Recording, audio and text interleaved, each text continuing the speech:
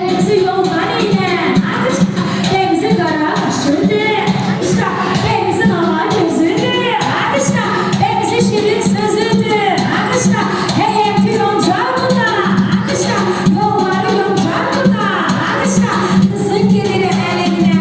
İşte kızını alır eline. İşte Allah oyuncar bunda. İşte kendine kendine. İşte araba gelir kendine. İşte kız evini Allah'tı. İşte yarım çubuğu kendine. İşte yedi bir ağırtana.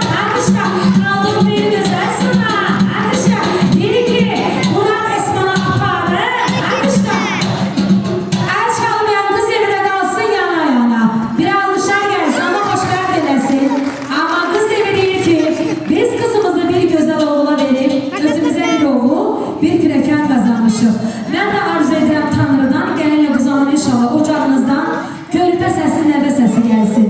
Deyim göydə ulduz 50'dir, 50'si de bellidir. Bizim güzel kudalarımızın nur üzündən, gül üzündən bellidir. Teşekkür ederim Netim Murat kardeşimize de çok sağ olun bu arada. Bəli, indi istəyirdik ki növbəti bir güzel musiqimiz gəlir. Gəlin Esma xanımı bir alqış eləyək. Bu günləri Esma xanımın doğum günüdür. Bəli, bəyimiz də buyursun, zəhmət olmasa sizi dəvət edək, siz yaxınlaşın.